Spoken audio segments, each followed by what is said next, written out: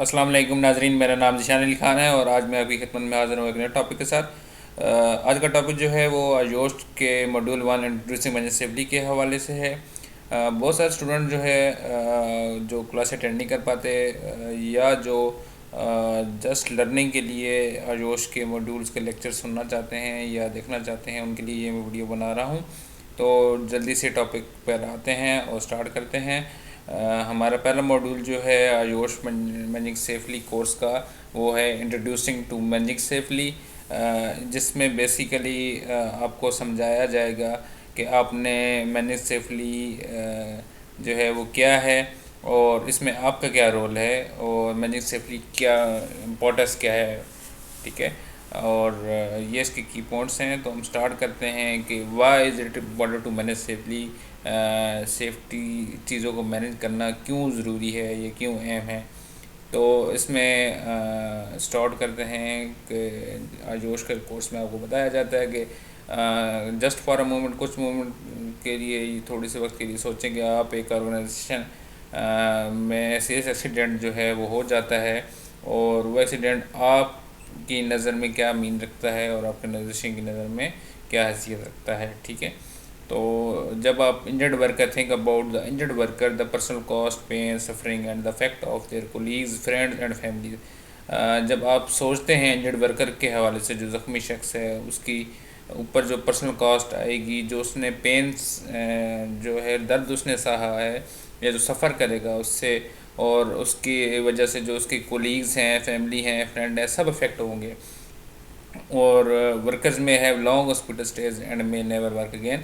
हो सकता है जो शख्स है वो लंबे अरसे तक हॉस्पिटल में रहे और दोबारा काम ना करे। ये if it's shown that the accident happened because of failure of managing safety and health risk in the organisation.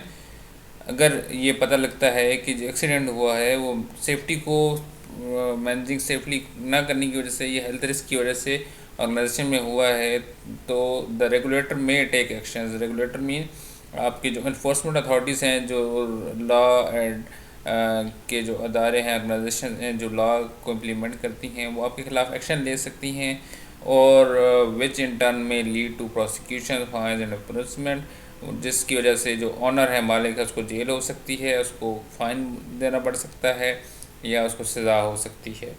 देर में आल्सो भी ए personal injury claim from injured person. ये भी हो सकता है कि जो बंदा इंजर्ड है वो पर्सनली तौर पे जो है अपनी क्लेम दायर कर सकता है कोर्ट में। और ये भी हो सकता है, आपके लिए बहुत अलार्म चीज़ है ये, और आपकी ऑर्गेनाइजेशन को ये जो है कंफर्टेबल नहीं होगा फाइनेंशियल टर्म में, क्योंकि ये कॉस्ट जो है वो आपको बहुत ज़्यादा पड़ेगी प्रोसिक्यूशन में। उसके बाद आते हैं इसके अलावा भी और चीज़ें हैं, अगर सिर्फ यही चीज़ें नहीं हैं इसमें। इसके अलावा जो है वो है कि जो लेबर इंजर्ड होगा उसकी रिप्लेसमेंट चाहिए होती है। फिर एक्सीडेंट इन्वेस्टिगेशन का टाइम लगता है, उस दौरान प्रोडक्शन बंद रहती है या वो एरिया कॉर्डन ऑफ होता है, उसका भी कॉस्ट है। फिर जो रेगुलेटर आता है, इंस्पेक्टर आता है इंस्पेक्शन के लिए आफ्टर, जब आप यूके या ऐसी कंट्रीज़ में हैं जहाँ पे आप रेगुलेटर को इन्फॉर्म करना बहुत ज़रूरी है, तो वहाँ पे वो रेगुलेटर आएगा, आपकी चेक करेगा कि क्या जो है वो अनसेफ एक्ट हुए हैं या अनसेफ कंडीशन थी जिसकी वजह से ये हादसा पेश आया है, या क्या लैगिंग इंडिकेटर्स हैं, वो सारे आपको बताएगा और आपको कंट्रोल मेजर्स भी बताएगा। तो उसमें भी एक टाइम लगता है और वो भी फ़ीस चार्ज करता है। ठीक है, इसके अलावा जो आपके डाउन टाइम है या इंश्योरेंस प्रीमियम है वो भी बढ़ जाते हैं हादसात होने की वजह से। ठीक है, अगर आपकी कंपनी में हादसात नहीं हो रहे तो इंश्योरेंस प्रीमियम जो आप एक इंश्योरेंस कंपनी को सबमिट करवाते हैं अपनी इंश्योरेंस करने के लिए, आइटम्स की ऑर्गेनाइजेशन इंश्योरेंस के लिए, तो वो प्रीमियम्स भी जो है उसकी भी कॉस्ट बढ़ जाती है। अगर आप हादसात नहीं हो रहे तो आप $100 या 100 पाउंड जमा करवा रहे हैं, और वहीं पे जब हादसात होना शुरू हो जाते हैं या एक्सीडेंट की रेशो बढ़ जाती है, तो वो अदारा ऑर्गेनाइजेशन जो इंश्योरेंस जो है आपकी कर रहा होता है एसेट्स की, वो फिर अपने प्रीमियम $100 $100 से $200 या $500 या पाउंड तक ले जाते हैं। क्योंकि उनको कॉस्ट जो है वो ज़्यादा पड़ रही होती है। और लाजमी सी बात है, कोई भी इन्वेस्टमेंट अदारा है इस तरह का, तो वो अपने फ़ायदे के बारे में सोचता है। और इसके अलावा है, and what happens when the local और even national press television get hold of the story about the accident. और फिर क्या होगा जब कोई लोकल या नेशनल टेलीविज़न या मीडिया उस एक्सीडेंट की खबर को उछालता है या बढ़ावा देता है।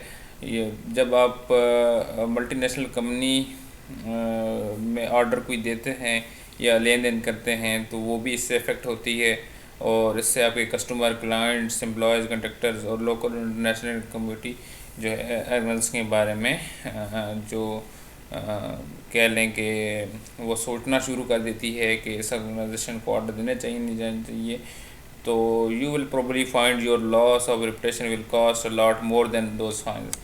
तो आयोश कहता है कि जो आपके फाइन्स हैं या कोर्ट के एक्शंस हैं या इंस्पेक्टर की फीसेस हैं या बहुत सारी और इन्वेस्टिगेशन, सारी चीज़ों से हट के जो आपकी रेपुटेशन कॉस्ट है वो बहुत ज़्यादा आपको महंगी पड़ती है। क्यों? उस वजह से कि आपके बहुत सारे जो कस्टमर्स हैं वो आपसे बाय नहीं करते, आपके जो क्लाइंट्स हैं वो आपसे मुतमईन नहीं होते और आपको दोबारा काम नहीं देंगे। आपके एम्प्लॉयज़ जो है वो जॉब छोड़ देंगे, दूसरी कंपनी में स्विच करने की कोशिश करेंगे जहाँ सेफ़ और हेल्दी एनवायरनमेंट होता है। और इसी तरह आपके कंट्रैक्टर्स हैं वो भी आपके जो काम हैं उनको करने से मना कर देते हैं, और जो कम्युनिटी है या मार्केट में एक आपकी पहचान या रेपुटेशन होती है वो भी डैमेज हो जाती है। तो इससे आपका फाइनेंशियली बहुत बड़ा लॉस होता है। अच्छा, नेक्स्ट आते हैं, कुछ केस स्टडीज़ हैं। केस स्टडीज़ के हवाले से जो है हम इतना गहरा नहीं जाएंगे, बट जो है वो केस स्टडी में बता रहे हैं कि एक बंदा जो है वो अनगार्ड ड्रिल मशीन कंपनी में जो है कर यूज़ कर रहा था, जिसमें 15 एम्प्लॉय वर्कर काम करते हैं। ठीक है, उसकी स्लीप जो है वो ड्रिल में आ जाती है, उसके आर्म में एलिमेंट हो जाती है, फिर उसकी जो दोनों हड्डियां हैं बाजू की, ठीक है, वो टूट जाती हैं, वो सफ़र करता है, टिश्यू और मसल डैमेज हो जाते हैं। 12 दिन हॉस्पिटल में गुजारता है, सर्जरी होती है, फिर वो 3 महीने तक काम भी नहीं आता, और जब वो वापस आता है तो उसके एडमिनिस्ट्रेटिव ड्यूटीज़ कर सकता है, 5 महीने तक करता है, बट वो मशीन को ऑपरेट नहीं कर पाता दोबारा 8 महीने तक। और कंपनी का जो डायरेक्टर है वो उस इंसिडेंट की वजह से जो है उसको प्रोसिक्यूट किया जाता है, और उसको जो टोटल कास्ट पड़ती है वो 45,000 पाउंड या 64,000 डॉलर के अराउंड पड़ती है। और दूसरी अनदर कॉस्ट जो है वो जो एम्प्लॉयज़ इन्वॉल्व नहीं थे इस इंसिडेंट में वो कंपनी को जो है वो उससे बिज़नेस से बाहर करने की कोशिश करते हैं। अच्छा, इसके अलावा जो है मेन केस स्टडी के अलावा जो एक जनरल चीज़ है, वैसे भी मैं निबोश के कोर्स में पढ़ाता हूँ या आयोश के कोर्स में, तो आपसे एक बेसिक क्वेश्चन पूछा जाता है या ये सेफ्टी ऑफिसर को समझने की ज़रूरत है कि सेफ्टी करना क्यों ज़रूरी है, या उसके बेसिक या बुनियादी 3 क्या वजूहत हैं जिसकी वजह से ऑर्गेनाइजेशन को या एम्प्लॉयर को या लोगों को जो है वो सेफ्टी करवानी चाहिए या करनी चाहिए इम्प्लीमेंट अपने ऑर्गेनाइजेशन में। तो उसकी 3 बुनियादी वजूहत हैं, मोरल, लीगल और फाइनेंशियल। ठीक है, मोरल लीगल पे सबसे पहले आते हैं, मैं डिफ़ाइन करना चाहूँगा। मोरल लीगल जो है it is not acceptable for workers to suffer injury और इल हेल्थ। कोई भी नहीं चाहता कि या कोई भी इस चीज़ को एक्सेप्ट नहीं करता कि वो इंजर्ड हो या उसकी सेहत ख़राब हो बिकॉज ऑफ देयर जॉब। ठीक है ना, उसकी जॉब की वजह से या उसके काम की वजह से। और जो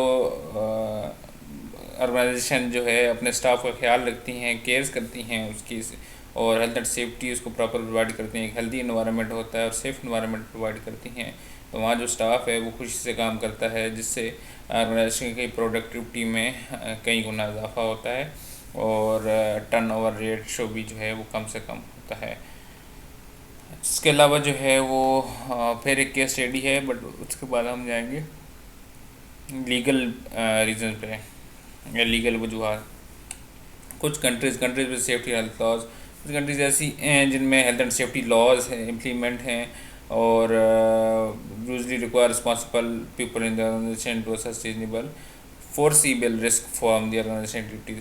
तो वो ऑर्गेनाइजेशन जो से मुतालबा करते हैं या वो लाज कहते हैं कि एक रिस्पॉन्सिबल शख्स होना चाहिए जो ऑर्गेनाइजेशन की रिस्क असेसमेंट करे, ठीक है, और जो हैज़र्ड है उसके गार्डिंग जो है कंट्रोल मेजर्स ले ताकि रिस्क कम हो सके और जो कोड प्रैक्टिस को फॉलो करे। This is quite where after all it's the organisation that create the risk. और आपको पता है कि ऑर्गेनाइजेशन में ही ऐसी कुछ चीज़ें होती हैं जो रिस्क को क्रिएट कर रही होती हैं, तो उनको ख़त्म करने के लिए भी जो है लीगली भी ये आप बाउंड होते हैं हेल्थ एंड सेफ्टी इम्प्लीमेंट करने के। अगर आप उसकी खिलाफ वर्जी करेंगे या उसको फॉलो नहीं करेंगे तो वो इसके लिए फिर आपको पता है कि इम्पोजमेंट फाइन या जो है इस तरह की चीज़ें हो सकती हैं। और उसके बाद फाइनेंशियल रीज़न आ जाती है। फाइनेंशली आपको जैसे ऊपर मैंने बताया कि भाई जब एक हादसा होता है तो सिर्फ हादसा होने वाला बंदा ही मुतासर नहीं होता या उस ऊपर कॉस्ट नहीं आती इलाज वगैरह पे, बल्कि उसके कुछ जो कलीग हैं वो अफेक्ट होते हैं, उसके दोस्त अफेक्ट होते हैं उस हादसे से, और उसके जो रिलेटिव्स हैं ये घर वाले हैं या उस पर डिपेंडेंट लोग हैं वो भी इफ़ेक्ट होते हैं। फिर उसकी रिप्लेसमेंट कॉस्ट जो है लेबर आना, इन्वेस्टिगेशन, इंस्पेक्टर को फ़ीस देना या लेबर या कोर्ट्स वगैरह में जो है वो हेयरिंग्स अटेंड करना, फिर कोर्ट्स का फ़ाइन्स, इम्प्रूवमेंट, सारी कॉस्ट आती है। तो जब हादसा नहीं होगा तो ये सारी कॉस्ट भी आपकी सेफ हो रही होती है, जो कि समझना बहुत ज़रूरी है। जब आप लाइक्लीहुड कम कर देते हैं तो इंजरी क्लेम्स भी जो है वो रिड्यूस हो जाते हैं और हेल्थ एंड सेफ्टी जो है आपकी प्रॉपर जब इम्प्लीमेंट होगी तो आपकी मनी सेफ हो रही होती है। इसी तरह इंश्योरेंस प्रीमियम जो भी है वो भी आपके रिड्यूस हो जाते हैं और वर्कर जो है सेफ फील करते हैं आपको, और आपकी जो रेपुटेशन है एम्प्लॉयर की वो भी नई ऊंचाई छूती है और उसकी रिटेनिंग भी आसान होती है, भी नहीं करनी पड़ती आपको नया स्टाफ की। अच्छा, उसके बाद नेक्स्ट आते हैं आपका क्या रोल है मैनेजर असेंबली में। आप जो है ऑर्गेनाइजेशन में क्यों हैं, क्या कर सकते हैं, तो इसका जवाब ये है कि आप जो ऑर्गेनाइजेशन में फ्रंट लाइन पर होते हैं सेफ्टी में, एज अ सेफ्टी ऑफिसर या इंस्पेक्टर, आप रिप्रेजेंटेटिव करते हैं एम्प्लॉयर को, आप डिसीजन लेते हैं और आप चीज़ों का कंट्रोल जो है वो संभालते हैं और आप इंश्योर करते हैं कि चीज़ें जो है बेस्ट और पॉसिबल सेफ मैनर में कंप्लीट हों या वर्क कंप्लीट हो, ठीक है। जब आपको पता लग गया कि भाई आपकी ज़िम्मेदारी है, रिस्पॉन्सिबिलिटीज़ हैं, तो जब आप रिस्पॉन्सिबल होते हैं तो फिर आप अकाउंटेबल भी होते हैं। रिस्पॉन्सिबिलिटी लीड्स टू अकाउंटेबिलिटी, ठीक है ना। ज़िम्मेदारी फिर आपकी अकाउंटेबिलिटी भी आती है, आपसे जवाब तलब भी किया जाता है कि आपने जो रिस्पॉन्सिबिलिटी आपको दी गई वो पूरी की नहीं की, आपके जो गोल्स थे, जो चीज़ें आपको कही गई नहीं करने के लिए वो आपने की या नहीं की, जैसे कि सेफ्टी इम्प्लीमेंट करवाई नहीं करवाई, रिस्क असेसमेंट आपने करनी थी की नहीं की, और हैज़र्ड जो है आपने रिड्यूस करने तक या कम करने थे वो किए नहीं किए, और इसके अलावा जो पॉलिसीज़ हैं, डॉक्यूमेंटेशन हैं या इंस्पेक्शंस हैं, ट्रेनिंग्स हैं, वो आपने कंडक्ट की नहीं की, और कल्चर इम्प्लीमेंट करने में आपका क्या रोल्स है। आप अकाउंटेबल होते हैं रिस्क को असेस करने में और चीज़ों को सेफ्टी के साथ मैनेज करने के, जिनसे जो है लोग मुतासर हो सकते हैं या मुतासर हो सकती है। आप लेबर की replacement as a safety officer replacement arrange करेंगे, आप एक्सीडेंट की इन्वेस्टिगेशन करेंगे, और जो कस्टमर्स हैं उनकी भी जो इनपुट्स हैं या जो राय हैं, ग्रीवेंसेस हैं, उनको भी आप एड्रेस करेंगे। अपनी मीडिया को देखना है, अपने इंश्योरेंस के मामलात को देखना है एज अ सेफ्टी ऑफिसर, और अगर कोई ऐसा मसला हो जाता है, एक्सीडेंट हो जाता है, तो आप वर्कर को बताते हैं, वर्कर की फैमिली को बताते हैं कि आज आपका जो भाई है या घर वाला है वो वापस नहीं आएगा। You will have to tell your workers family that they won't not be coming home tonight. ये कोर्स जो पहला मॉड्यूल था ये आपको समझाता है कि आप अकाउंटेबल और रिस्पॉन्सिबिलिटीज़ के हवाले से कि आपने कब कैसे एक्ट करना है, you need to act, how to act, when not to act, when to pass things are more senior manager, कि क्या चीज़ें आपने सीनियर मैनेजर तक बतानी है, क्या चीज़ें खुद कंट्रोल करनी है। ये तो इन डेप्थ नॉलेज है। ये हमारा पहला मॉड्यूल था। इंशाल्लाह नेक्स्ट मॉड्यूल की एक सेपरेट वीडियो बनाएंगे। तब तक के लिए अल्लाह हाफ़िज़ और नए